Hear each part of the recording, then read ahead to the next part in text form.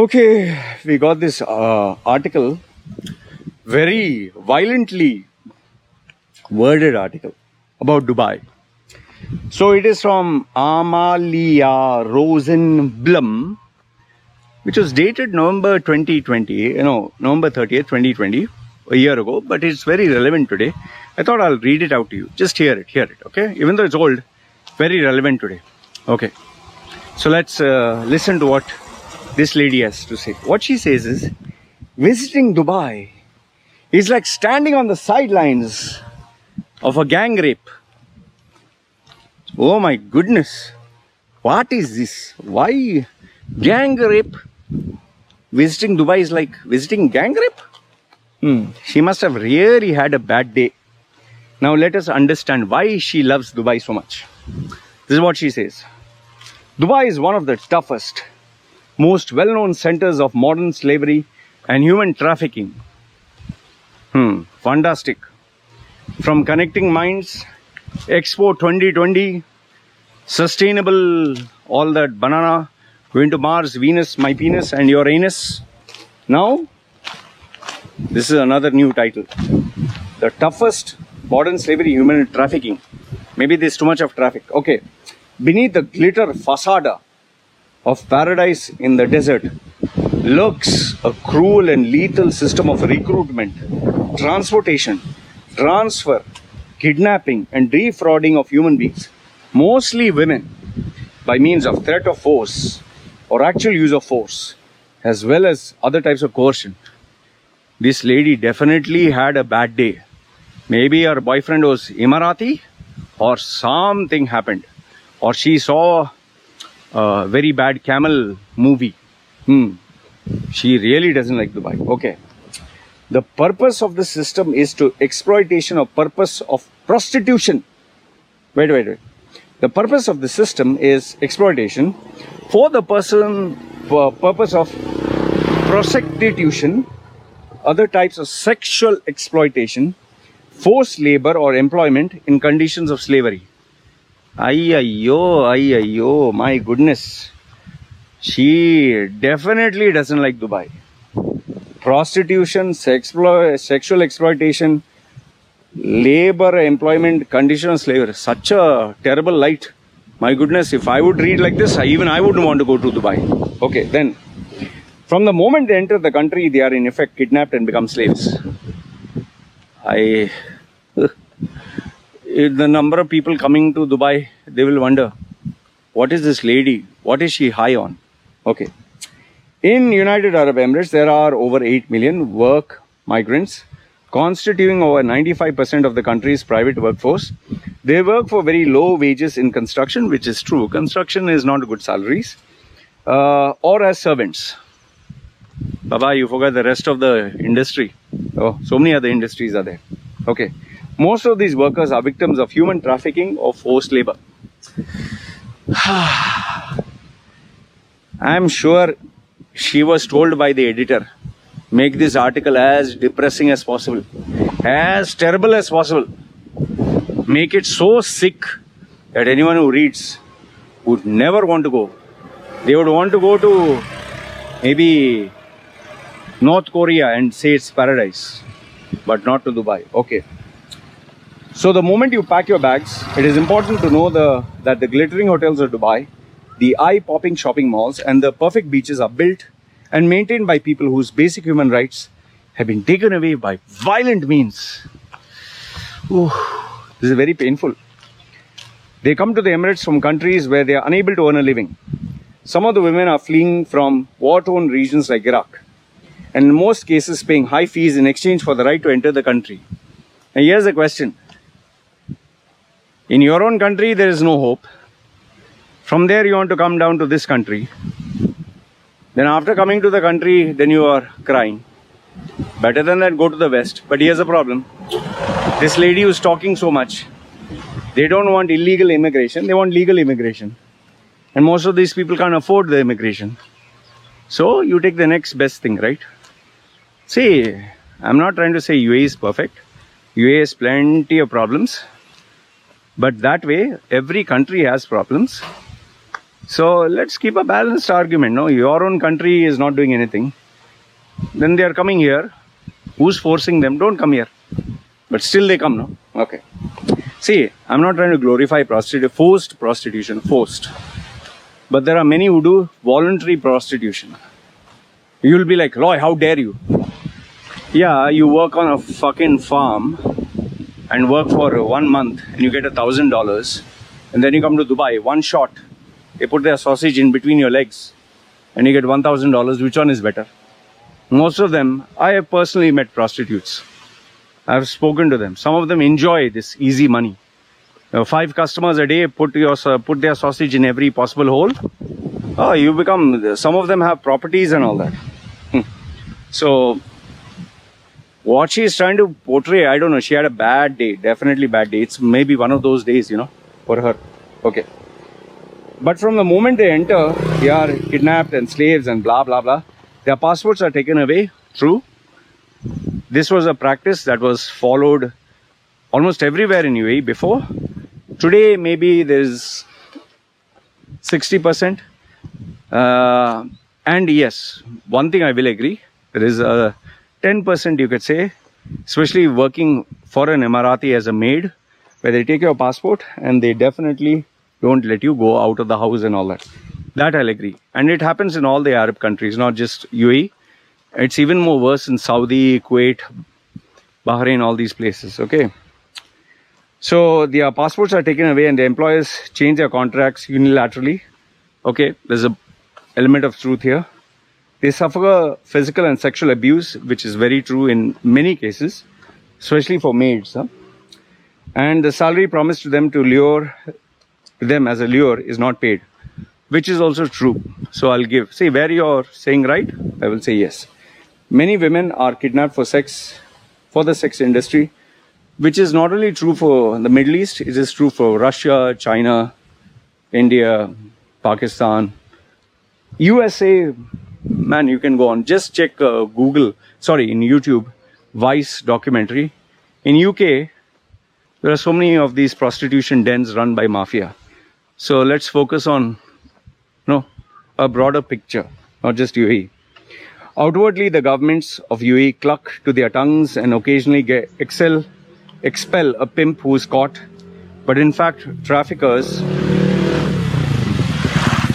in women work under protection of the government, which sells itself as consumer's paradise, where human beings are also a consumer good. True and false happens with most of these countries, especially where there's a king and monarch and corruption is rampant. These widespread abuses are constantly documented. There's a reason why since 2017 the US State Department has once again acknowledged that UAE does not meet minimal standards of fight against human trafficking. See, if you were to talk about UAE's record on human trafficking, fine. But then let's not here's the thing. When you're talking of any one country, you can highlight the good and bad, which I normally do. But then if you're going to start harping about this country has judged the other country, the country that is going to judge, you better have a clean record. USA's record is clean. You think they don't do stuff that is in violation of human rights? Guantanamo Bay, what they try to do with Julian Assange or Edward Snowden. Why are we ignoring all that? What they did in Afghanistan, what they do in these war-torn countries, they loot and plunder and have their own interests. So just highlighting UAE as evil, as pure evil, that is also wrong. Okay, the European Parliament, which is another place for you give them money, they will change their tune and bark at someone else. Okay, has announced this year, a few months before the festive peace agreement was signed and the Festival of Tourism cooperative projects between Israel and UAE began, that many Middle East countries are not implementing international standards of human trafficking. Countries such as Bahrain, Saudi Arabia and UAE and Lebanon are considered to be the worst offenders. The most alarming development is that they witnessed trafficking of women for slavery. In other words, the whole entire bloody Middle East you're talking about. But then why we stopping at Middle East? Why not check Africa? Why not check all the Russian, small parts? This lady was told to write an article and portray Dubai in the worst light possible. Like, I'll tell you, even I highlight and I speak on the drawbacks of UAE or the Middle East. But it's important to keep a balanced argument. Just talking one side and having a bias is stupidity. An investigation conducted last year that was broadcast on Greek television exposed the violence and crime taking place with the knowledge of the authorities. Its editors estimate that Dubai alone, 45,000 women are trapped in prostitution network. Not only women are traded there, but also teenage boys who provide sexual services to clients of prostitution from all over the world. Like visitors from Las Vegas of the Middle East. Visitors too. Okay. Here's the question.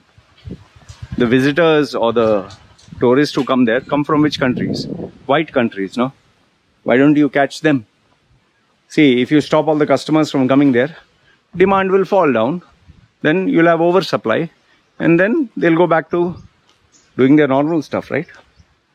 See, in order to make it a profitable business, you need to have buyers.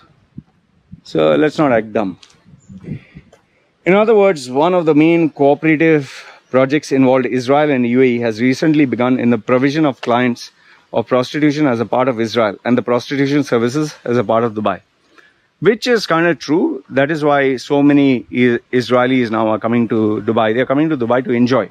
Like people from Saudi, why they go to Bahrain? Why they drive down? Because Saudi, everyone knows, is Muslim, Islamic, hardcore, follow the religion, be part of Allah's whatever teachings. And, they get sexually frustrated. They need to release. So they go to Bahrain. So in Israel, just like any other country, whether it's Israel, whether it's US, whether it's UK, whether it's Russia, why do these countries come to another country which is cheaper? They want to satisfy their fetishes, their sexual whatever, temptations that they have. And they know when nobody knows you, you can do whatever shit you want. So that's why so many Israelis are now coming to Dubai, because it's a new playground for them. And like I told you, where there is demand, there will be supply. Apparently, many of the Israeli men who are traveling to Dubai these days in the guise of businessmen are aware of that.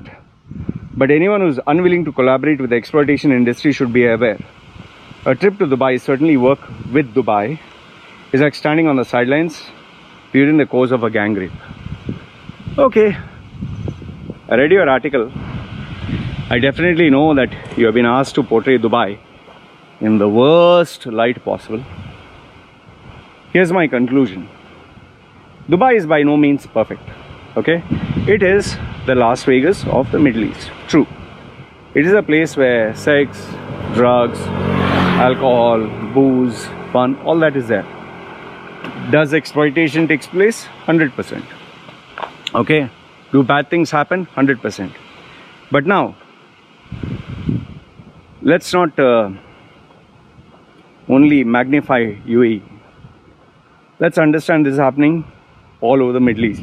Okay?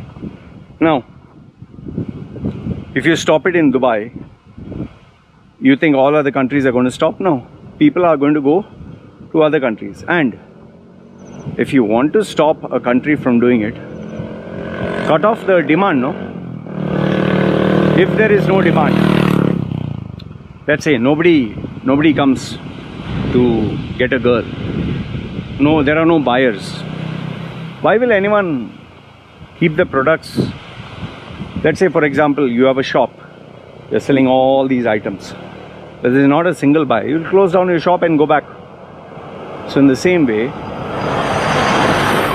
this industry that you're talking is not only Dubai, it's all over the Middle East, it's all over the world. And as long as people in positions of power, people who have money, people who want their fetishes and temptations taken care of, there will always be somebody who will provide these services. Are there a lot of poor innocent souls who get involved in this entangled web of human trafficking? Unfortunately, yes. You're very right. But that doesn't mean each and every prostitute, each and every person who is into this flesh trade is being forced. There are many of them who enjoy easy money for less work. Yeah, this is the reality, man. So yeah, conclusion, what she's saying is right, but her portrayal of Dubai is in the extreme sense, and it's kind of extremely biased. This article is extremely biased to portray Dubai as the most evil country in the world, which is wrong. So anyway, I wanted to give my thoughts with regards to this. Let me know what do you think. Links are put down below, and I'm open to your thoughts. So feel free, comment down below. This is me signing off. Guys, take care.